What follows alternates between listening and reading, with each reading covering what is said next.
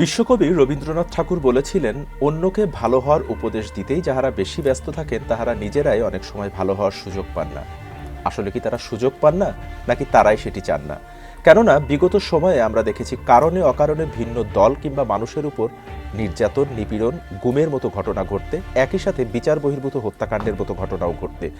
এত কিছুর পরেও তারা চেয়ে পাননি সঠিক বিচার, বলতে গিয়েও পারেননি না বলা হাজারো কথা। যে কথা যায়নি বলা, সে কথাগুলোই সময় হয়েছে বলার। এসএটিভির এই প্ল্যাটফর্মে কথা বলবেন আপনি, শুনবে গোটা বিশ্ব। আর আয়োজন নিয়ে আপনাদেরকে আমন্ত্রণ জানাচ্ছি আমি বাপ্পি খান।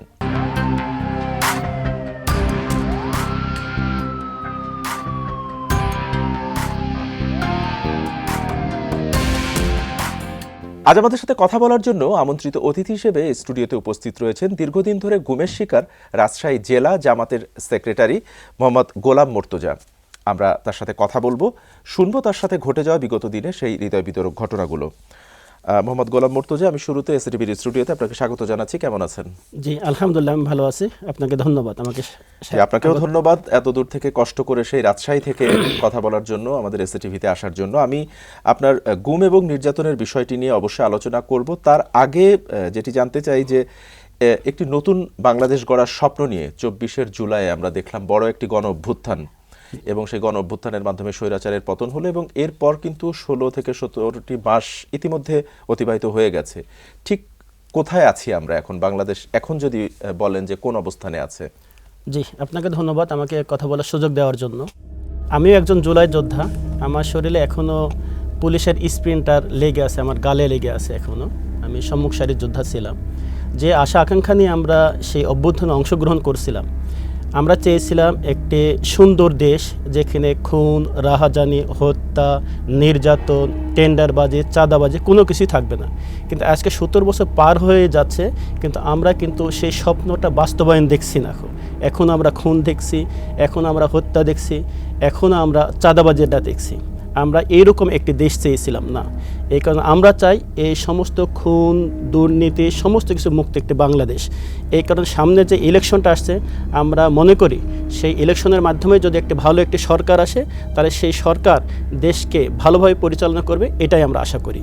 কিন্তু এই 24 জুলাই যে স্বৈরাচার যে পতন হলো, স্বৈরাচার বিদায় নিল, এখনো দেশ যে অস্থিতিশীল অবস্থার মধ্যে দিয়ে যাচ্ছে, এটির পেছনে কারণ কি বলে আপনার মনে হয়? এটার পেছনে আমার কাছে যে কারণটা মনে হচ্ছে যে আমরা হয়তো ফ্যাসিস্টকে বিদায় দিয়েছি, ফ্যাসিস্টের সাথে যারা জড়িত ছিল তারা বিদায় নিয়েছে, কিন্তু প্রশাসনের রন্ধ্রে যে ফ্যাসিস্টগুলো ছিল তারা কিন্তু বিদায় হয় নাই। কিছু কিছু কার্যক্রমে আমরা দেখছি কিন্তু এখন যে তাদের সেই সবল মাঝে মাঝে মারতেছে, এবং কিছু কিছু কথাবার্তার কারণে, আচরণের কারণে সেই বিষয়গুলো আমরা দেখছি। আমরা আশা করব বর্তমান যে ইন্টারিম গভর্নমেন্ট আছে তারা সেই বিষয়গুলো লক্ষ্য করবেন, এবং যারা এই ফ্যাসিস্টের আচরণ করবে প্রশাসনের রন্ধ্রে লুকিয়ে থেকে, তাদের ব্যাপারে তারা স্টেপ নেবেন, এটা আমরা আশা করি। জি, এবং এই সাথে আমি আপনার গুমের বিষয়টিতে যেতে চাই। বিগত 17টি বছর আমরা দেখেছি যে ভিন্ন দল কিংবা ভিন্ন মতের মানুষকে কারণে অকারণে তুলে নিয়ে যাওয়া হতো, যেটির নাম আমরা পরবর্তীতে জানতে পারলাম গুম। গুম নামে আমরা এই শব্দটার সাথে পরিচিত হলাম, এবং এই যে তাদেরকে গুম করা হতো, কারণে অকারণে তাদেরকে তুলে নিয়ে যাওয়া হতো। তো এটার পিছনে আসলে কারণ কি? যদি একজন মানুষ অপরাধীও হয়, তাকে আইনের আওতায়, দেশের যে প্রচলিত আইন আছে, আইনের আওতায় তাকে শাস্তির বিধান রয়েছে, তারপরে ওই যে ধরে নিয়ে গিয়ে যে গুম করা হতো, এটির আসলে কারণ কি ছিল, বা কার মদদে বা কেন এই কাজগুলি আসলে করা হয়েছে বিগত সময়ে? এটা আমার কাছে দুইটা বিষয় মনে হয়েছে।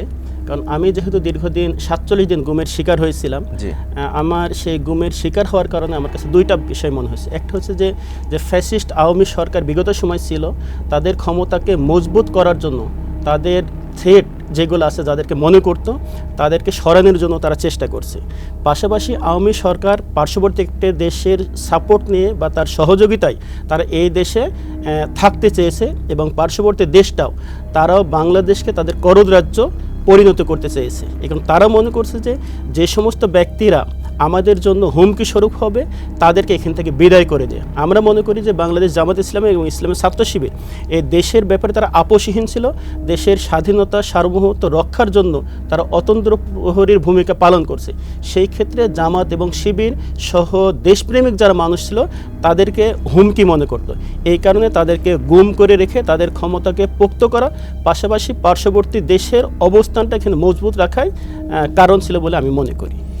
শুধুমাত্র জামাত শিবির না, আমরা দেখেছি ভিন্ন দল কিংবা ভিন্ন মতের মানুষকে, এবং আপনি যে বলছিলেন যে পার্শ্ববর্তী দেশের কথা, অর্থাৎ ভারতের কথাই যেটি বলছিলেন, তো এই যে আপনারা যারা জামাতপন্থী রয়েছেন বা রাজনীতির সাথে সরাসরি সম্পৃক্ত রাজনীতি করছেন, তো আপনাকেও যে তুলে নিয়ে যাওয়া হয়েছিল, আমি যদি এই জায়গাটাতে আসতে চাই, সেটা কি শুধুমাত্র ভারত বিদ্বেষী আপনারা এই কারণেই, মানে আওয়ামী লীগের যে মূল ক্ষোভটা জামাতের প্রতি ছিল, এটা কি আপনারা ভারত বিদ্বেষী নাকি আপনারা দেশদ্রোহী? তাদের ভাষায় যেটি ছিল যে জামাত দেশদ্রোহী বা ৭১-এর সময় থেকেই আপনারা দেশের বিপক্ষে অবস্থান নিয়েছিলেন, আসলে কি কারণে আপনার মনে হয়? না, এর বিষয়টা এরকম ধরনের না। একটা বিষয় বলেছি, শুধু আমি জামাত এবং শিবিরকে বলি নাই, বরং যারা দেশপ্রেমিক ছিল তাদেরকে, এবং যতগুলো গুমের শিকার হয়েছে দেখেন, হয় অ্যান্টি ইন্ডিয়ান বা অ্যান্টি আওয়ামী লীগ বা দেশপ্রেমিক, এদেরকে কিন্তু এই কাজগুলো করছে। শুধু জামাতের বা শিবিরের মধ্যে এটা সীমাবদ্ধ ছিল না। আর তারা যে ব্লেমগুলো দিত, আমরা আসলে দেশের বিপক্ষে কোনো সময় যাই নাই। যখন ৭১ সালে দেশ স্বাধীন হয়, সেই সময় একটা প্রেক্ষাপটের কারণে হয়তো সেই যুদ্ধটাকে তারা সমর্থন দেয় নাই, কিন্তু দেশ স্বাধীন হওয়ার পর বাংলাদেশের বিপক্ষে জামাত এবং শিবিরে বা আদার্স কোনো ব্যক্তি দেশের বিপক্ষে কোনো ষড়যন্ত্র বা কোনো কার্যক্রমের সাথে জড়িত ছিল না, বরং দেশকে ভালোভাবে পরিচালনা করার জন্যই জামাত কাজ করে গেছে। তাদের আশঙ্কা ছিল যে সেই সময় যদি ইন্ডিয়ার হাত ধরে বাংলাদেশ স্বাধীন হয়, তাহলে এই দেশ হয়তো ভারতের করদ রাজ্য হবে। এই আশঙ্কাটা সেই সময় জামাত নেতৃবৃন্দ ছিল। আমরা কিন্তু দীর্ঘদিন পর এটা হাড়ে হাড়ে টের পেয়েছি যে আসলে জামাতের সেই আশঙ্কাটাই কিন্তু এই সময় এসে আমরা দেখছি যে আওয়ামী রেজিমের উপর ভর করে ভারত এ দেশে তাদের প্রভুত্ব কিন্তু কায়েম করেছিল। এই কারণে ভারত চেয়েছিল তাদের অবস্থানটা মজবুত করা, পাশাপাশি আওয়ামী লীগ সরকার তারা তাদের ক্ষমতাকে পাকাপোক্ত করার জন্য তাদের এন্টি যারা মনে করত এদেরকে দমন করার জন্য তারা চেষ্টা করছে, এবং মূলত ভারতকে খুশি রেখেই তারা ক্ষমতায় টিকে থাকতে চেয়েছিল, যেটা আপনি বলছিলেন। আমি এই বিষয়গুলো নিয়ে আবার একটু আলোচনা করব, তার আগে আবার একটু আপনার ব্যক্তিগত জীবনে ফিরতে চাই, যে আপনাকে গুম করা হয়েছিল ঠিক কবে, কোথা থেকে এবং কি কারণে আপনি এই সরকারের রোশানলে পড়েছিলেন? আসলে এই বিষয়টা আমার জন্য একটু ট্র্যাজেডিময় আর কি। আমি সেই ঘটনাগুলো ওই রকমভাবে স্মরণ আমি সাধারণত করি না, এবং ঘটনাগুলো কাউকে ওরকমভাবে বলিও না। অবশ্যই মর্মান্তিক বিষয়গুলো, তারপরেও আমরা জানতে চাই, দেশবাসীকে, পুরো বিশ্ববাসীকে জানাতে চাই বিষয়গুলো। আমি সেই সময় 2010 সালে 14 জুলাই আমি ছাত্র শিবিরের কেন্দ্রীয় ছাত্র কল্যাণ সম্পাদক ছিলাম। আচ্ছা, আমাকে 14 জুলাই ঢাকার ধানমন্ডির রবীন্দ্র সরোবর থেকে সেই দিন সন্ধ্যার পরে আমাকে গুম করা হয়। এটা 2010 সালের 2010 সালের 14 জুলাই।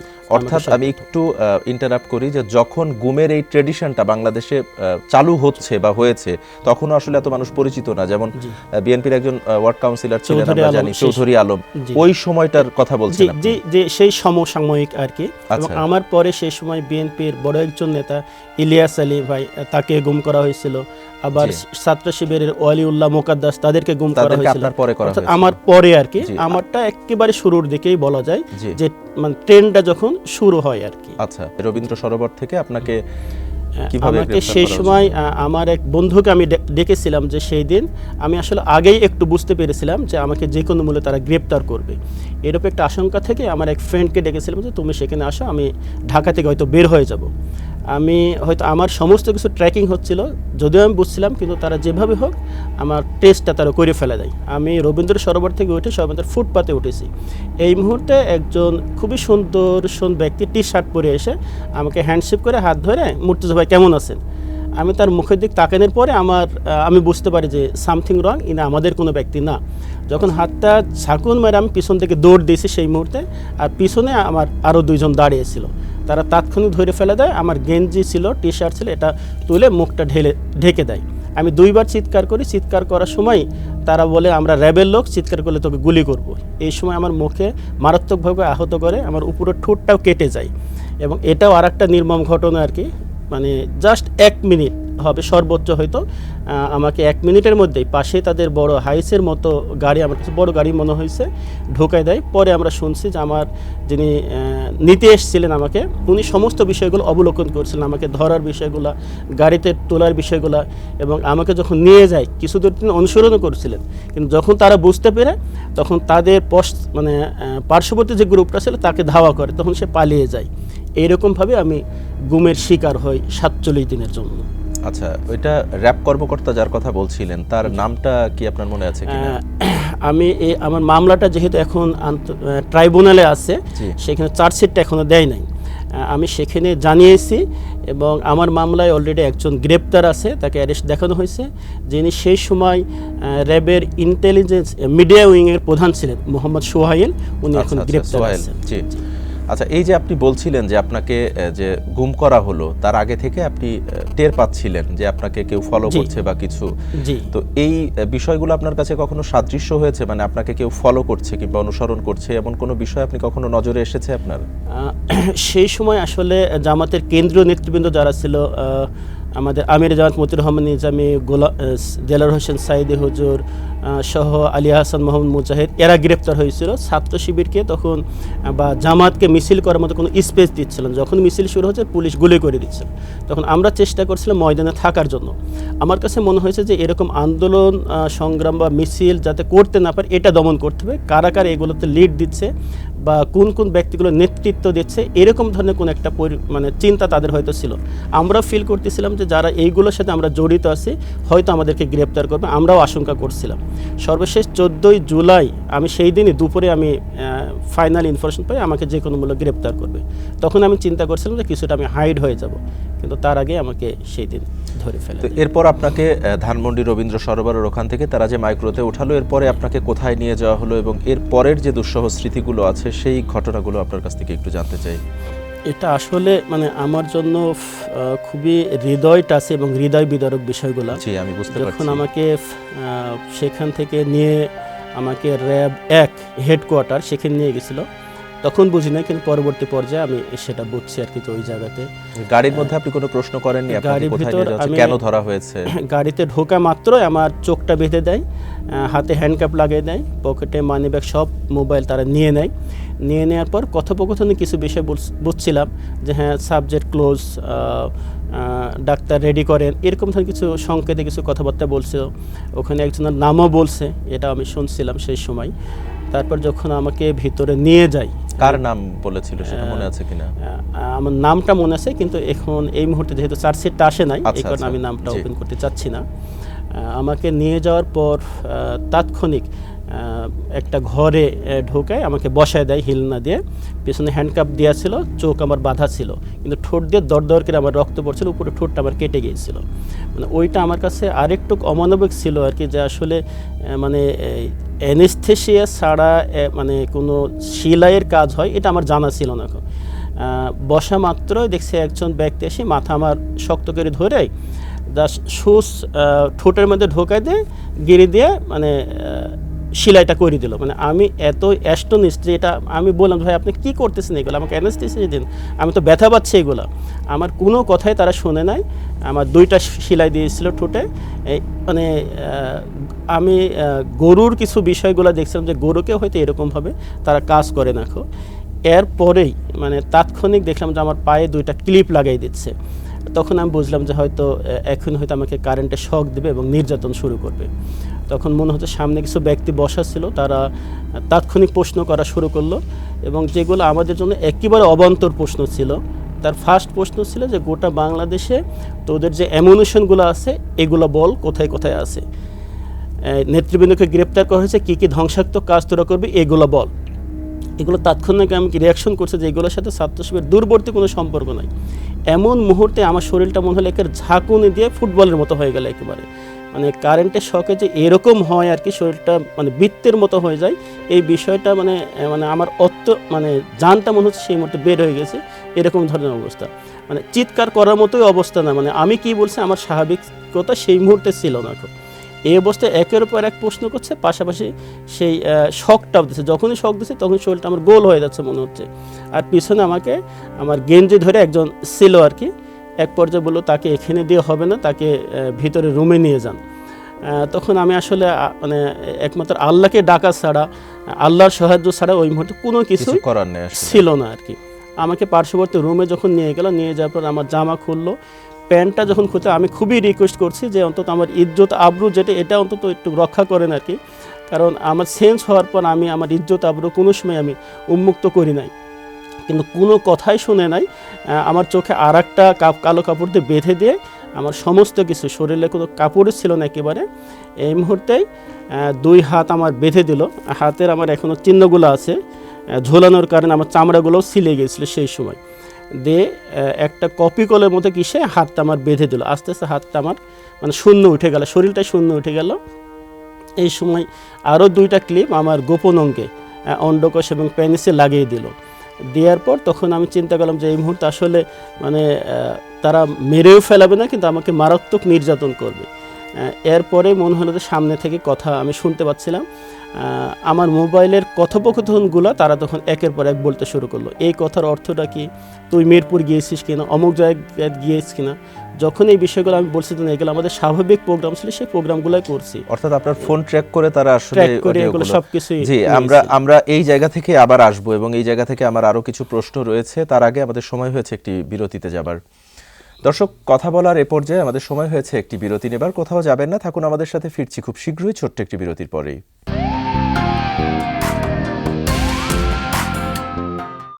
বিরতির পর আরও একবার স্বাগত জানাচ্ছি। আপনারা দেখছেন যে কথা যায়নি বলা। আমাদের সাথে কথা বলছিলেন গুমের শিকার রাজশাহী জেলা জামাতে ইসলামের সেক্রেটারি মোহাম্মদ গোলাম মুর্তজা। আপনি বিরতিতে যাবার আগে আপনার যে নির্মম কিছু যে নির্যাতন আপনার উপরে হয়েছিল, ভয়াবহতা, সেইগুলি আপনি বলছিলেন যে আপনাকে সমস্ত পোশাক খুলে ফেলে আপনাকে উপরে ঝুলিয়ে ফেলা হলো, শক দেয়া হলো এবং আপনার মোবাইল ট্র্যাক করে তারা যে কথাগুলো জানতে পেরেছিল সেই বিষয়গুলো নিয়ে আপনাকে প্রশ্ন করা হচ্ছিল। তো আমরা এর আগেও যারা গুমের শিকার বা ভিকটিম আমাদের এখানে এসেছেন, আমরা অনেকের কাছে আসলে এই বিষয়গুলো শুনেছি যে সমস্ত কাপড় খুলে ফেলে তাদেরকে এভাবে নির্যাতন করা হতো। এই অমানবিক কায়দায় আসলে নির্যাতনটা, এটাও কি তাদের এই গুমের মতো একটা ট্রেডিশন ছিল বলে আপনার মনে হয়, যেহেতু আপনি নিজেও একজন ভিকটিম? আমার কাছে ওখানে মনে হয়েছে তারা যখন বলতো, মানে আমি কোনো কথাই বলছিলাম না তাদের মতো করে, অর্থাৎ তারা যেটা বলছিল ওটার অ্যান্সার আমাকে দিতে হবে, কিন্তু অ্যান্সার আসলে ছিল না। তখন তারা বলতো এখানে অনেক রথী মহারথী আসছে, তাদের শরীরে কোনো পোশাক ছিল না আর কি, তো শরীরেও পোশাক থাকবে না, এরকমভাবে চলবে। আর একটা অমানবিক আমার কাছে সেটা মনে হয়েছে আর কি, যে আমরা ছোটোবেলায় দেখছি যে মানে গরুকে বা মহিষকে পিটাইতে দেখছি একজন অথবা 2জন, তো সেই মুহূর্তে আমাকে 5 জন ব্যক্তি মানে সমস্ত শরীরে চারিদিক থেকে ঘুরছে আর পিটাচ্ছে, যেটা মোটা মোটা ব্যাটন ছিল। আপনি ওই ঝুলানো অবস্থায় সেভাবে মারছে আপনাকে, সেইভাবে, এবং সামনে কথা বলতেছে, প্রশ্ন করতেছে, শক দিচ্ছে এবং ব্যাটন দিয়ে পিটাচ্ছে। যখন শক দিচ্ছে আমার কাছে মনে হচ্ছে যে আমার মানে গোপন অঙ্গগুলো আগুনে পুড়ে যাচ্ছে, এবং মাঝে মাঝে এরকম হচ্ছিল যে সেই মানে গোস্ত পোড়ার যে গন্ধটা, এই গন্ধটা আমি পাইতাম। আমার চিন্তা এখনও সেগুলো আমি বহন করছি। এবং নির্যাতনটা আসলে এতই অমানবিক, এটা সহ্যর মতো না। আমার মনে আছে যে প্রথম দিন আমি 4 থেকে 5 বার আমি সেন্সলেস হয়ে যাই। যখন সেন্সলেস হয়ে যায় দেখছি আমি বসে আছি, সেন্স আসা মাত্র আবার আমাকে সেই শূন্যর পর আবার তুলে দিচ্ছে, যে একই কায়দায় সেই প্রশ্নগুলা, তোরা কী কী পরিকল্পনা করছিস ধ্বংসাত্মক, তোদের অস্ত্রগুলো কোথায় আছে বল, তোদের ভবিষ্যৎ পরিকল্পনাগুলো কি, এই সরকারকে পতন করার জন্য কী করছিস, মানে এইরকম ধরনের প্রশ্ন একের পর এক তারা করতে থাকে। আর যে নির্যাতনগুলো মানে এত অস্বাভাবিক, লাস্ট পর্যায়ে আমার কোনো স্বাভাবিকতা ছিল না, কি বলছি এরকম আমার মনে হচ্ছিল না। আমার কাছে মনে হচ্ছে সেই দিন প্রায় ঘন্টাখানিক আমাকে নির্যাতন করার পরে যেখানে নিয়ে গেল টেনে হেসছে, সেটাও একটা একেবারে মানে ছোট্ট কুঠুরি আমরা বলতাম একেবারে, মানে হয়তো চওড়া 3-3.5 হাত হবে আর লম্বা হয়তো সর্বোচ্চ 5 হাত, সেই তথাকথিত আয়না ঘর, সেই ছোট ঘর। সামনে লোহার গরাদ আছে, কোনো ঘুলঘুলি নাই, ফ্যান নাই, কোনো কিছুই নাই, এই অবস্থায়। সেখানে হাত উপরে দিয়ে আমাকে হ্যান্ডকাপ করে রেখে দিল। আমার শরীরটা এক পর্যায়ে আমার মনে আছে যে আমার সেন্স, শুয়ে আছি, আমাকে তো হাত তো উপরে বেঁধে রাখছিলাম, শুয়ে আছি কিসের কারণে, তারপর দেখছি যে আমার সেন্স ছিল না আর কি। এই অবস্থায় স্বাভাবিকতা আমি কোনো কিছুই বুঝতে পারছি না, আমি কোন জায়গাতে আছি, কী করতেছি, এইরকম ধরনের একটা পজিশন। এবং এরপরে যে কাজটা করলো ওটা আরও কষ্টদায়ক ছিল, সেটা হচ্ছে যে একটা বড় একটা টুপির মতো, মনে হলো যে চটের মতো একটা বস্তা মাথার উপর ঢোকাই দিল, এটাকে বলে। এরকমই আমার কাছে মনে হচ্ছিল। আর গলার কাছে রাবারের মতো আছে, রাবারটা টাইট হয়ে যায় এবং কোনো শ্বাস প্রশ্বাস বাইরে যায় না, ভিতরে মুখের মধ্যে মনে হচ্ছে আগুন হয়ে থাকতো সবসময়, এবং যেটা বের করতাম ওইটাই আমি নাক দিয়ে নিতাম। এটা আর একটা কষ্টের ওখানে একটা অবস্থান ছিল আর কি। আর আরেকটা কষ্ট হইতো যে আশপাশ থেকে মানে গুনগানোর আওয়াজ পাইতাম। আমার কাছে সবচেয়ে আর একটা মর্মান্তিক লাগছিল যে আমার আসলে ছোটো ভাই না ছোটো বোন আছে, এবং ছোট্ট একটা ছেলে মনে হইতো, মানে কম বয়সে হয়তো 8-9 এরকম ধরনের হবে, সে বারবার কাঁদতো আর কি, মানে এত চিৎকার করে কাঁদতো। তার চিৎকারটা আমার কাছে আসতো, আমাকে ছেড়ে দেন, আমি আমার আম্মার কাছে যাব, আমার বাবার কাছে যাব, এই কথাগুলো বলতো আর কি। আর কিছু কিছু গুনগানের আওয়াজ পাওয়া যেত, কিন্তু ওখানে কথা কোনো বলা যেত না। 8-10 দিন পরে এক সময় আমরা কিছুটা হলে যখন মানে যিনি দারোয়ান ছিল বা আমাদের দেখাশোনা করতো, গার্ড যিনি থাকতেন, উনি না থাকলে আমরা একটু চেষ্টা করতাম কথাবার্তা বলার আর কি, যে কে তুমি, কোথা থেকে তোমাকে ধরছে, কিছু কথোপকথনে বুঝছিলাম আর কি। তা আমার কাছে অমানবিক ওইটা লাগছিল যে ছোট্ট একটা ছেলে কীভাবে এখানে তাকে নিয়ে এসে এরকম নির্যাতন করা হয়। সে খাইতে পারে না, মানে বমি করে, বমিগুলো আমরা শব্দ শুনতাম আর কি।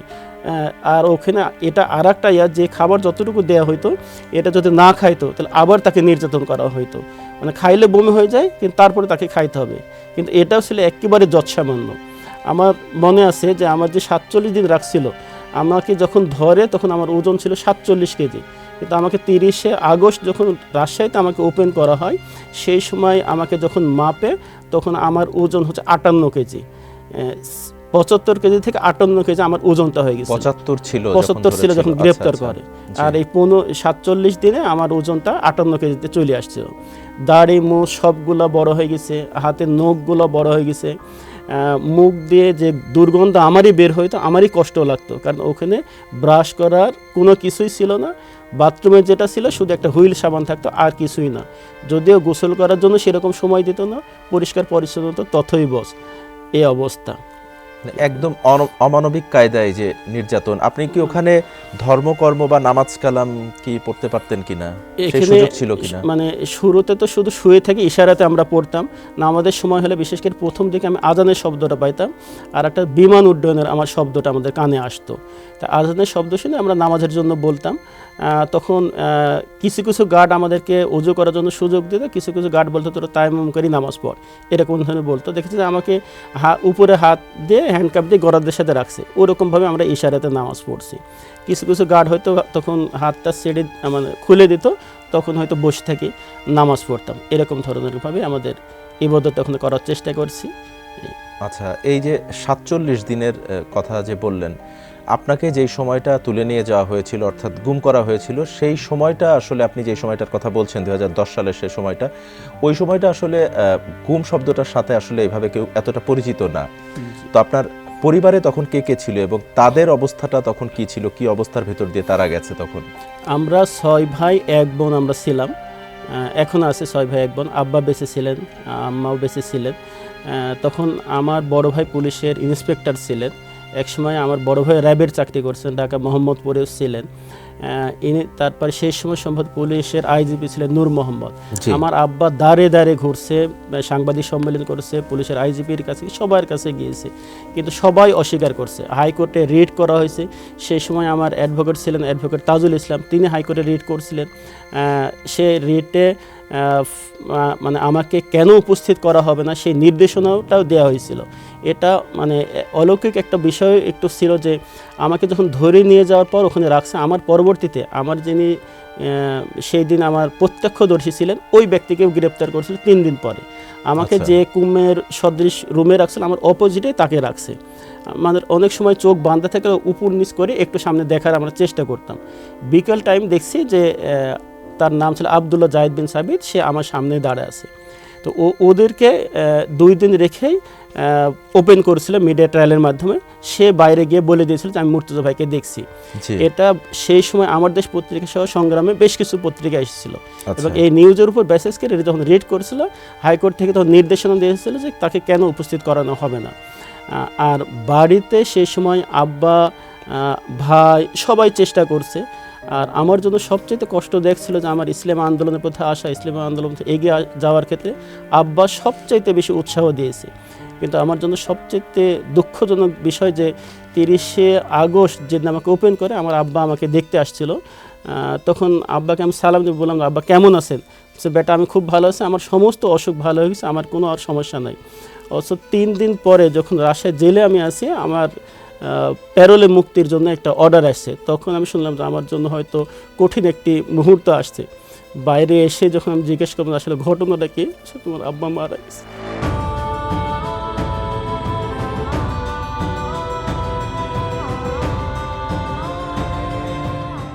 এই বিষয়টা আমার জন্য ছিল একেবারে মর্মান্তিক ঘটনা একটা, যে আব্বা আমাকে ইসলামী আন্দোলন জন্য এগিয়ে দিয়েছে, সে আব্বা সাথে আমি আর কথা বলতে পারি না, কোনো ঘটনা আমি বলতে পারি নাই। আম্মা বলতেন যে প্রতি ফজর তাহাজ্জুদ নামাজে তিনি দোয়া করতেন। তো আমার বয়স অনেক হয়েছে,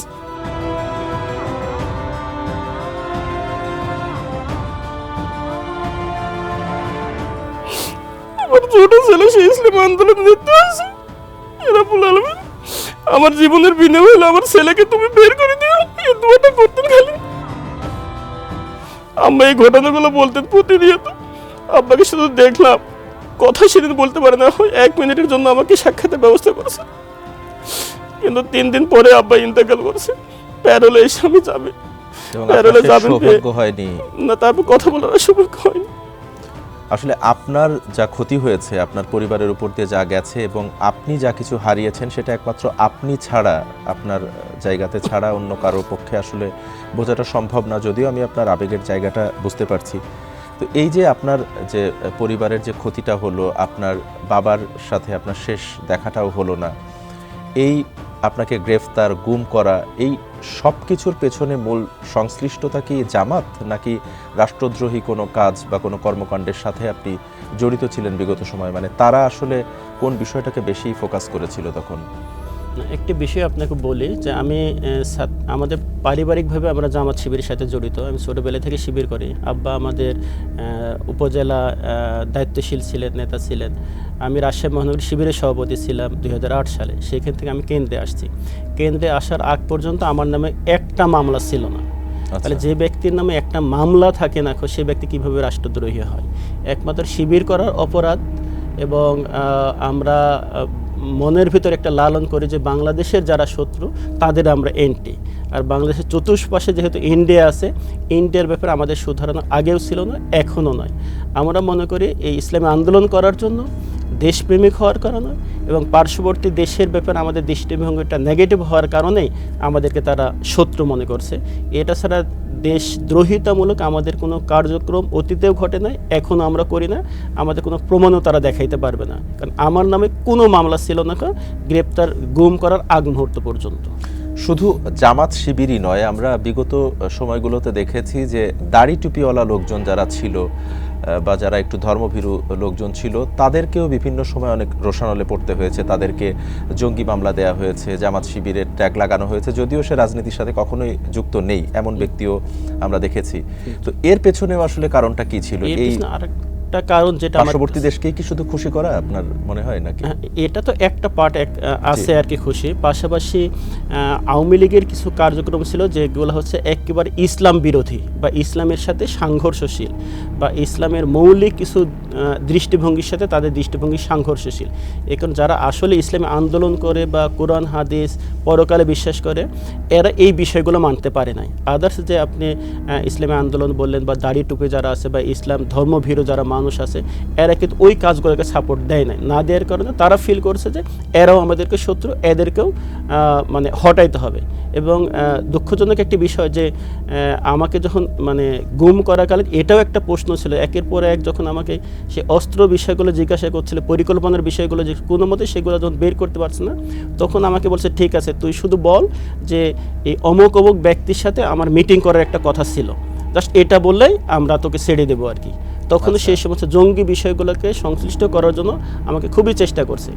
এক পর্যায়ে বলছে যে ঠিক আছে নাম বলার দরকার নাই, এই যে ছবিগুলো দেখছি, যে ছবিগুলো আমি আসলে চিনি নাই, বড় বড় দাড়ি আছে, মাথার পাক দিয়ে আছে এরকম ধরনের কিছু ছবি দেখে বলছে যে এদের সাথে আমাদের মিটিং করার কথা ছিল, জাস্ট এতটুকু বললেই হবে আর কি। আপনার স্বীকারোক্তিটা প্রয়োজন তাদের। স্বীকারোক্তি শুধু খালি এটা বলছে না, যাদেরকে আমরা চিনি না জানি না, এবং আপনি আমাদের লাইভ প্রোফাইলটা দেখেন যে আমরা জামাত এবং শিবিরের বাইরে কোনো কিছুর সাথে আমরা জড়িত না, আমি কিভাবে এখানে এটা বলবো, এটা বলার কোনো প্রশ্নও আসে না, এই বিষয়গুলো নিয়ে আসতো। তার মানে সেই সময় আমাদেরকে নিয়ে মানে চেষ্টা করছে জঙ্গিবাদের দিকে নিয়ে যাওয়ার জন্য, এবং এর শুধু পার্শ্ববর্তী দেশ না, ইন্টারন্যাশনালি যে জঙ্গিবাদের সাথে যদি আমাদেরকে ইনক্লুড করা যায় তাহলে গোটা বহির্বিশ্বেও আমাদেরকে একটা নেগেটিভ বা নেতিবাচক ভাবে উপস্থাপন করতে পারবে, এটাও সরকারের একটা কৌশলের অংশ ছিল। এবং আমরা কিছুদিন পর দেখতাম যে আপনাদের যে ওই উত্তরবঙ্গের যেখানকার কথা বলছি, রাজশাহী, চাঁপাইনবাবগঞ্জ, এই জায়গাগুলোতেও আমরা দেখতাম কিছুদিন পর অভিযান পরিচালনা হতো, সেখান থেকে জঙ্গিদেরকে আটক করা হতো।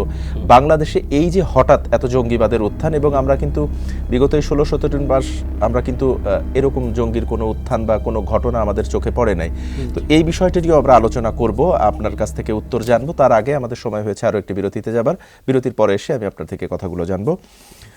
দর্শক, কথা বলার এ পর্যায়ে সময় হলো আরেকটি বিরতিতে যাবার। কোথাও যাবেন না, থাকুন আমাদের সাথে, ফিরছি খুব শীঘ্রই ছোট্ট একটি বিরতির পরেই।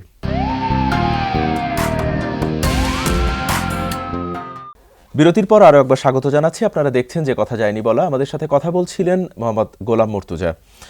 আমি বিরতিতে যাবার আগে আপনার কাছে যেটি জানতে চাচ্ছিলাম যে আপনাদের উত্তরবঙ্গে যে রাজশাহী, চাঁপাইনবাবগঞ্জ, এই এলাকাগুলোতে আমরা বিগত সময় দেখেছি বিভিন্ন সময় কিছুদিন পর জঙ্গি অভিযান পরিচালনা হতো, বিভিন্ন জঙ্গিদেরকে আটক করা হতো। এই যে জঙ্গিদের উত্থান বা আপনাদের উত্তরবঙ্গে এই দিকটাতেই আমরা বেশি দেখতাম, এটার নেপথ্যে আসলে কারণ কি ছিল?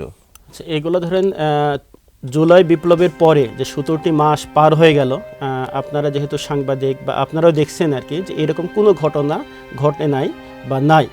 আর সেই সময় আমাদেরকে গ্রেপ্তার করার কারণে বা জেলখানে থাকার কারণে আমাদের পার্শ্ববর্তী সেলে কিন্তু সেই সময় তাদের ভাষায় জঙ্গিগুলোকে রেখেছিল। কিছু কথাবার্তা বলার তাদের সাথে সুযোগ আমাদের হয়েছিল, যে এরকমও হয়েছে যে কাউকে নিয়ে যায় 2 মাস 3 মাস 1 বছর রাখছে, রেখে দাড়ি টুপি বড় করে নিয়ে যায় কোনো এক জায়গাতে যায় জঙ্গি নাটক সাজাইছে, এরকম ধরনের আমরা যেগুলো শুনতাম। জেলখানে যাওয়ার পর তাদের সাথে যখন আমাদের কথা বলার একটু সুযোগ হয়েছিল, তারা সেই বিষয়গুলো বলছে, এবং এখনও হয়তো আপনারা এগুলো কথাবার্তা বলার কারণে সেই বিষয়গুলো দেখছেন যে অনেকগুলো মামলা কিন্তু অলরেডি ট্রাইব্যুনালেও চলে আসছে, যেটা জাহাজবাড়ি ঘটনা, যেটা আপনাদের জানা আছে আর কি।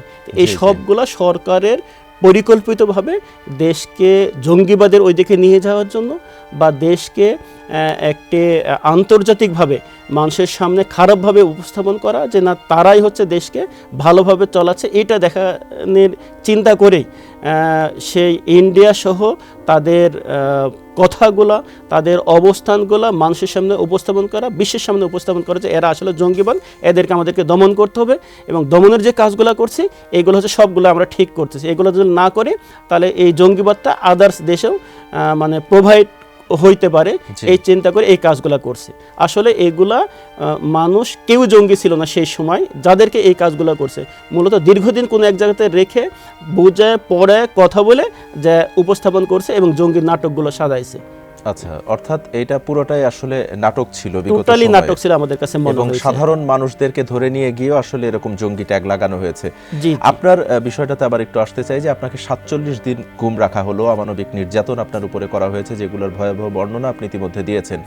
এরপর আপনাকে প্রকাশ্যে ঠিক কবে এবং কোন প্রক্রিয়ায় আনা হলো, এবং আপনি 47 দিন গুম ছিলেন, এরপরে আপনি বন্দি জীবন অর্থাৎ জেলে আপনি আবার কতদিন অতিবাহিত করেছেন, সেই প্রক্রিয়াটা একটু জানতে চাই। আমাকে 2010 সালের 14 জুলাই গুম করে এবং 30 আগস্ট আমাকে ঢাকা থেকে রাজশাহী নিয়ে যায়। যখন আমাকে বের করে হঠাৎ সেদিন রাতে মনে হয় 12 বা 1 এরকম হবে, আমাকে খুব দ্রুত সেল থেকে বের করলো। তখন আমাদের আসলে একটু আতঙ্ক কাজ করতো যে সেল থেকে বের করা মানে আমাদেরকে হয়তো মেরে ফেলে দেবে, এরকম একটা বিষয় আর কি, এরকম মনে হয়তো আর কি। এই কারণে খুললে আমাদের একটু আতঙ্ক ধরে আসতো আর কি, যে হয় নির্যাতন করবে অথবা বাইরে যায়। তড়ি ঘরে করে নিয়ে এসে ওদের বাইরে একটা জায়গা ছিল মনে হয়, একটা স্পেস, ওখানে একজন আমাকে বলছে যে আমরা যে কথাগুলো বলবো তুই যদি বাইরে যে এগুলো বলিস তাহলে তোকে আমরা মুক্ত করে দেব। 1 নম্বর হচ্ছে যে কোন জায়গায় ছিলি এটা বলতে পারবি না, আচ্ছা, কারা ধরছে সেটা বলতে পারবি না। তারপরে হচ্ছে তোর এখানকার যে বিবরণগুলো এটা কোনো জায়গাতে প্রকাশ করবি না, যদি প্রকাশ করিস। আর ফোর্থ যে কথাটা বলছিল, রাজনৈতিক কোনো মানে দলের সাথে তুই জড়িত হতে পারবি না, তাহলে তোকে আমরা ছেড়ে দেবো, তো এগুলো রাজি আছিস কিনা। অর্থাৎ শর্ত সাপেক্ষে শর্ত জীবন শিক্ষা সাপেক্ষে যেটা আমাকে বের করে দিয়েছিল ওখানে। তখন আমি তাদের কথাগুলা ঠিক আছে আমি এগুলো বলবো আর কি, এই কথাগুলো বলছিলাম বলে আমাকে তো 30শে আগস্ট রাজশাহীতে আমাদের র্যাবের কাছে হ্যান্ড ওভার করে, এবং ওখানে একটা মজাদার নাটক তারা করায় আর কি, সেটা হলো পরের দিন, অর্থাৎ পরের দিন যখন জেল মানে ওখানে থানায় কোর্টে নিয়ে যাবে, আমাকে বলে দিল তুই বলবি যে আমাদের প্যারামেডিকেল নামক একটা জায়গা আছে, যে রাত 12টার সময় আমি ওখান দিয়ে হাঁটছিলাম, এমন সময় র্যাবকে দেখে আমি দৌড় মারি, তখন আমাকে ধাওয়া দিয়ে ধরে আর কি, এরপর আমাকে এখানে রাখছে। আর এতদিন কোথায় ছিলি এটা জিজ্ঞেস করলে বললো যে আমি আত্মগোপনে ছিলাম আর কি, এই কথাগুলো তারা আমাকে শিখাই দেয় আর কি। এবং কোর্টে যায় এই কথাগুলো আমাকে সেই দিন বলতে হয় আর কি, বিচারকের সামনে। এরপরে আমার একটি ধরে একটি মামলায় আমাকে দিয়ে দেয় পর একদিন রিমান্ড নেয়। রিমান্ড নেওয়ার পরে আমাকে অনেক আগের একটি মামলা রাজশাহী বিশ্ববিদ্যালয়, সেই রাজশাহী বিশ্ববিদ্যালয়ের একটা মামলায় শোন অ্যারেস্ট দেখে আমাকে জেলে পাঠায়। এরপর জেলখানাতে আমার সেই 8টি মাস প্রায় আমার অতিবাহিত হয়। আমি 2011 সালের মার্চ মাসে আমি আবার জামিনে মুক্ত হন। আচ্ছা, এই যে আপনি বের হবার পরে এরপরে হচ্ছে আপনি শুরুতেই বলছিলেন যে জুলাই আন্দোলনেও আপনি শরিক ছিলেন, আপনার শরীরে স্প্লিন্টারের আঘাতও রয়েছে।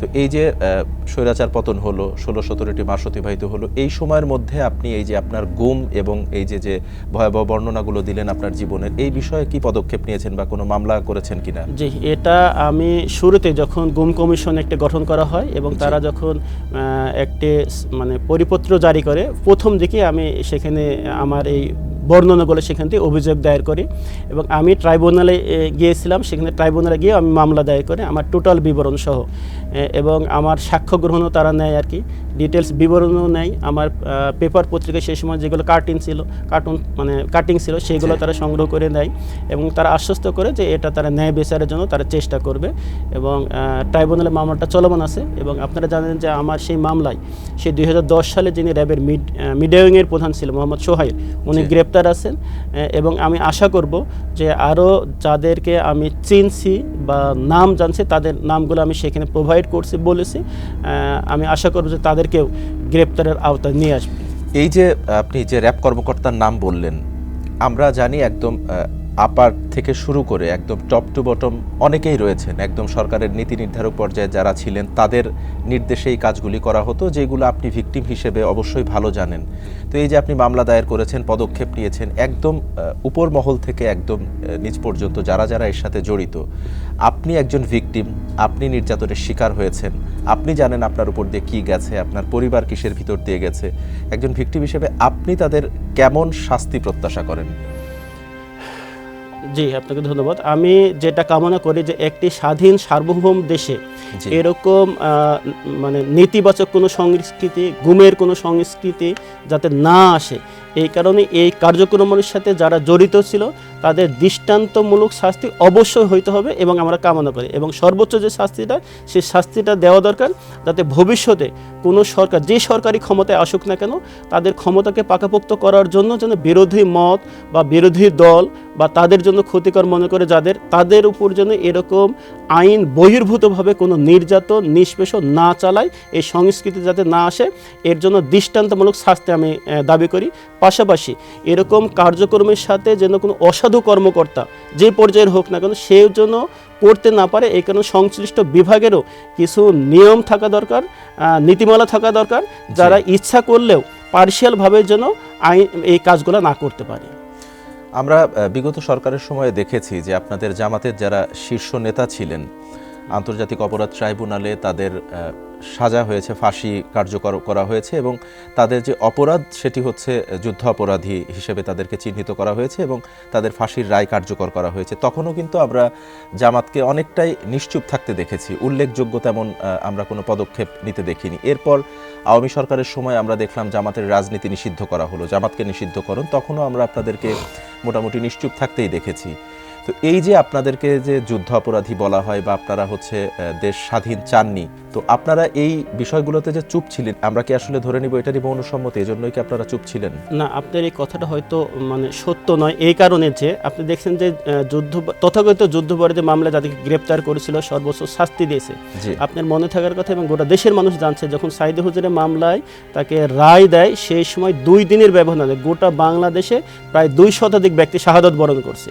এত বড় প্রতিক্রিয়া হওয়ার পরে যদি আপনারা বলেন যে না, সেটা হয়তো একজন ব্যক্তি সাইদির জন্য, আমি উনি নায়েবে আমির ছিলেন, জি, উনি ওনার ওয়াজ অনেকে পছন্দ করতেন, ওনার কথাগুলো শুনতে ভালো লাগতো, কিন্তু আপনাদের শীর্ষ নেতা যারা ছিলেন, সর্বপ্রথম হচ্ছে কাদের মোল্লা ভাইয়ের যখন ফাঁসির রায়টা আসে সেই সময় কিন্তু 3 জন ব্যক্তি আমাদের শাহাদত বরণ করছে এবং গোটা বাংলাদেশে কিন্তু আমরা কর্মসূচি দিয়েছি। আর আপনার এটাও একটু লক্ষ্য আছে যে সেই সময় মানে মিছিল নিয়ে রাস্তায় দাঁড়াবে এরকম ধরনের কোনো অবস্থান কিন্তু ছিল না। আমরা চেষ্টা করছি, কিন্তু তারা মানে বের হইলে সঙ্গে সঙ্গে গুলি করা বা গ্রেনেড নিক্ষেপ করা অথবা টিয়ার সেল মারা, এটা নিত্য নৈমিত্তিক ব্যাপার ছিল। এবং যারা এগুলোর সাথে জড়িত ছিল মিছিলে দেখা যেত ওই ছবি ফুটেজ দেখে গ্রেপ্তার করতো। এবং আমাদের অসংখ্য ভাই কিন্তু গুম আছে, আপনি দেখছেন আমাদের ওয়ালিউল্লাহ ভাই গুম আছে, এবং আমাদের এখন পর্যন্ত শিবিরের 11 জন ভাই কিন্তু গুম আছে যাদেরকে আমরা পাই নাই আর কি। এই কারণ এইটা বিষয় ওই রকম ধরনের না। সেকেন্ড যে বিষয়টা বললেন আপনি যে যখন জুলাই বিপ্লব যখন হলো সেই সময় অর্থাৎ 1 আগস্ট জামাত এবং শিবিরকে যখন নিষিদ্ধ করা হয় সেই সময় সরকার বুঝছিল আর কি যে এই যে আন্দোলনটা হচ্ছে, এই আন্দোলনে পেছন থেকে জামাত এবং শিবির এটাকে পেট্রোনাইজ করছে, দেখছে, এবং তারা এটা জামাত শিবিরের আন্দোলন বলে পরিচালনা করার চেষ্টা করছে। এই কারণে আমরা খুবই সতর্ক ছিলাম যে আমরা যেন মিডিয়াতে আমাদের চেহারা ছবি যেন কোনো মতেই না আসে। আর সেই সময় যদি আমরা রিয়াকশন দেখাইতাম আর কি আমাদেরকে নিষিদ্ধ করার পরে যখন জুলাই বিপ্লবের সময়, তাহলে তারা বলে দিত আর কি যে এই আন্দোলনটা জামাতের আন্দোলন, তাহলে এই আন্দোলনটা টোটাল সম্মিলে নষ্ট হয়ে যেত। এই কারণে কৌশলগতভাবে আমরা সেটা করি না, বরং আমাদের জন্য আরও ভালো হয়েছে যে এখন তো জামাত এবং শিবির প্রকাশ্য নয়, আমরা সাধারণ ছাত্র সমাজের সাথে সাধারণ মানুষের সাথে আন্দোলনে আমরা ভূমিকা রাখার জন্য চেষ্টা করছি আমরা। অর্থাৎ আপনারা পর্দার আড়ালে থেকেই আপনারা আপনাদের কর্মকাণ্ড চালিয়ে গেছেন তখন? জি জি জি জি, আমরা পর্দার আড়ালে থেকে কাজগুলো আমরা করছি, আমরা বসেছিলাম না, বরং আমাদের আন্দোলন আরও বেগবান হয়েছে যে না, আমরা তো এখন আর লেবাস নাই, আমরা জামাত নাই, শিবির নাই, এখন হচ্ছে সাধারণ ছাত্র সমাজ আমরা। আচ্ছা, এই যে আন্তর্জাতিক অপরাধ ট্রাইব্যুনালের কথা যেটি বললাম, যেখানে হচ্ছে আপনাদের শীর্ষ নেতাদের ফাঁসির রায় কার্যকর করা হয়েছিল, একই আদালতে আমরা দীর্ঘদিন পরে এসে দেখলাম এই একই আদালতে শেখ হাসিনার ফাঁসির রায় দেয়া হলো। তো এই বিষয়টিকে আপনি কিভাবে দেখছেন? এটা কি আসলে অলৌকিক নাকি হবারই ছিল বিষয়টা? জি, আপনাকে ধন্যবাদ। আপনার জানা আছে আর কি যে বিগত সময় যে ট্রাইব্যুনাল ছিল আমরা বলতাম ক্যাঙ্গারু কোর্ট আর কি, অর্থাৎ তাদের সরকারের দেখানো মতে যদি রায় না দেওয়া হয় তাহলে সেই বিচারপতি থাকতে পারে নাই, দেশ থেকে কিন্তু চলে গিয়েছে। এবং স্কাইপ ক্যালেন্ডারে আপনার জানা আছে যে এই রায়টা কোন জায়গা থেকে হইতো, অর্থাৎ তাদেরকে যেটা দেওয়া হইতো সেটাই তারা পড়ে শোনাইতো, অর্থাৎ সরকার যেটা বলছে সেটাই তারা বাস্তবায়ন করছে। অর্থাৎ আইনের যে দাবি বা সাক্ষী সাবদের আলোকে যে রায়টা দেওয়া দরকার, এই কাজটা সেই সময় কোনো বিচারকরা করতে পারে নাই, বরং যে একটু অসহযোগিতা করছে সে বাংলাদেশে থাকতে পারে নাই, অর্থাৎ তাদের প্রেশার ক্রিয়েট করে এই কাজগুলো করছে, ন্যায়ভ্রষ্ট রায়গুলো দিয়েছে। এবং এখন যেটা আছে আমি বিশ্বাস করি যে এখনের রায়টা কি তাহলে প্রতিশোধ পরায়ণ আমরা ধরে নিতে পারি, এমন কিছু কি? না, এটা প্রতিশোধ পরায়ণ অবশ্যই। যারা আওয়ামী সমর্থক এখনো রয়েছেন তাদের অনেকেই দেখা যাচ্ছে সামাজিক যোগাযোগ মাধ্যম সহ বিভিন্ন জায়গাতে তারা এখনো এই কোর্টটিকে ক্যাঙ্গারু কোর্ট হিসেবে তারা আখ্যা দিচ্ছেন। এই বিষয়টি নিয়ে কি বলবেন? এখানে দেখেন, এখন সেই সময় কিন্তু আমরা সাক্ষী হিসেবে মানুষকে রিপ্লেস করার জন্য আমরা সুযোগ পাই নাই। তারা হয়তো দিয়েছে 50 জন সাক্ষী, আমাদের লিমিটেশন দিয়েছে 2টা সাক্ষী দেবা, আর দিতে পারবা না। কিন্তু এখন কিন্তু সেই অবস্থান, 1 নম্বর। 2 নম্বর, এখনকার কোর্টটা কিন্তু অনলাইনে কিন্তু প্রচার হচ্ছে, কি সাক্ষী হচ্ছে, কি বলতেছে, বিচারে গোটা বিশ্ব কিন্তু দেখছে। 3 নম্বর হচ্ছে যে আমরা যে এই আইনগত সহযোগিতার জন্য তারা বলতো ইন্টারন্যাশনাল ক্রাইম ট্রাইব্যুনাল, কিন্তু ইন্টারন্যাশনাল বলতে মানে শব্দটাই শুধু ছিল, কিন্তু কোনো বাইরে থেকে যে আমরা আইনজীবী নিয়ে আসবো এটা কিন্তু আমরা করতে পারি নাই। তার মানে বর্তমান তাদের সমস্ত সুযোগ সুবিধা আছে আইনগতভাবে মোকাবেলা করা, কিন্তু আমাদেরকে হাত পা বেঁধে আমাদেরকে কিন্তু মোকাবেলা করতে হয়েছে সেই সময়। এবং এই যে রায়টি হয়েছে, আপনাদের ক্ষেত্রেও আমরা দেখেছি রায় হওয়ার পরে সেটিকে কিন্তু কার্যকর করা হয়েছে, বাস্তবায়ন করা হয়েছে। এখন যে রায়টি হয়েছে সেই রায়টি কি আসলে বাংলার মাটিতে কার্যকর হবে? আপনার কি মনে হয়? এটা আমরা আশা করি, আমরা বিশ্বাস করি জুলাই বিপ্লবের মাধ্যমে যে দেশটা পেয়েছি, এই দেশে অন্যায় করে কেউ পার পাবে না, এবং অন্যায় করার পরে যে রায় হবে সেই রায়টা বাস্তবায়ন হবে, এটা আমরা দৃঢ়ভাবে বিশ্বাস করি। আমরা একেবারে শেষ পর্যায়ে চলে এসেছি। আমি একদম সংক্ষেপে ছোট্ট করে আপনার কাছে যদি জানতে চাই যে শুরু থেকেই যে কথাটি বলছিলাম বারবার, যে 16-17টি মাস ইতিমধ্যে অতিবাহিত হয়ে গেছে, এখন যে সামনে সময়টি রয়েছে এই সময়ের মধ্যে অন্তর্বর্তী সরকারের কাছে একজন নাগরিক হিসেবে এবং একজন রাজনৈতিক নেতা হিসেবে আপনার চাওয়াটা যদি একটু বলেন সংক্ষেপে। বর্তমান অন্তর্বর্তী সরকারের কাছে আমার এখন চাওয়া যে বিচার কার্যক্রমগুলো যেগুলো পরিচালিত হচ্ছে এগুলো ত্বরান্বিত করা এবং দৃশ্যমান আরও কিছু কার্যক্রম দেখানো, যাতে সাধারণ মানুষটা আশ্বস্ত হইতে পারে যে বিগত সময়ে যারা ফ্যাসিস্টের সাথে জড়িত ছিল, ফ্যাসিস্ট কার্যক্রম করছে, তাদের বিচার হচ্ছে। 2 নম্বর হচ্ছে আইন শৃঙ্খলা এইগুলো আরও উন্নত করা। সামনে যে নির্বাচনের ডেডলাইন ঘোষণা করা হয়েছে, যদি আইন শৃঙ্খলা উন্নত না হয় তাহলে কিন্তু এই সামনের নির্বাচনটা বাধাগ্রস্ত হবে বা ক্ষতিগ্রস্ত হইতে পারে, এটা ব্যাপারে আমরা আশঙ্কা করি। এবং এটার পাশাপাশি লেভেল প্লেইং ফিল্ড একটা তৈরি করা দরকার, যে এখন যেহেতু নির্বাচন কমিশন দায়িত্ব আছে, কোনো রাজনৈতিক দল কেউ মানে বেশি সুযোগ সুবিধা পাবে এই অবস্থাটা যেন না হয়, সাধারণ মানুষের কাছে যেন দৃশ্যমান না হয় যে কাউকে বেশি সাপোর্ট দেওয়া হচ্ছে। এখানে লেভেল প্লেইং ফিল্ডটা নিশ্চিত করা মাস্ট বি দরকার নির্বাচনের জন্য। নির্বাচন হইতেই হবে, নির্বাচন হইলেই এই দেশটা স্টেবল হবে, আমরা বিশ্বাস করি। গোলাম মুর্তজা সাহেব, আপনাকে অসংখ্য ধন্যবাদ জানাচ্ছি আমাদের এসএটিভির স্টুডিওতে আসার জন্য, আপনার মূল্যবান সময় দেওয়ার জন্য। যে আপনাকে ধন্যবাদ জানাচ্ছি, পাশাপাশি এসএটিভির সকল শুভনারীদের আমি ধন্যবাদ জানাচ্ছি আমাকে ডেকে নিয়ে এসে আমার কথাগুলো জাতির সামনে উপস্থাপন করার সুযোগ দেওয়ার জন্য। আপনাদেরকে ধন্যবাদ। ধন্যবাদ। কর্ম কথা বলে, আপনি অন্যের সাথে যা করবেন প্রকৃতি নিজ দায়িত্বেই সেটি আপনাকে ফিরিয়ে দেবে। আমরা জানাতে চাই আপনার সাথে ঘটে যাওয়া নির্মম সেই বাস্তবতার গল্পগুলো। আমরা চাই স্বাধীন সার্বভৌময় দেশে ধর্ম, বর্ণ, দল, মত নির্বিশেষে প্রতিটি মানুষ যেন তার স্বাধীনতায় বাঁচতে পারে, ভয়হীন ও নিরাপদ জীবন কাটাতে পারে। আপনার সাথে ঘটে যাওয়া যে কোনো হয়রানি কিংবা নির্যাতনের কথা এসএটিভির এই প্ল্যাটফর্মে এসে বলতে যোগাযোগ করুন স্ক্রিনে দেওয়া নাম্বারে, অথবা মেইল করুন যে কথা যায়নি বলা @gmail.com এই মেইলে।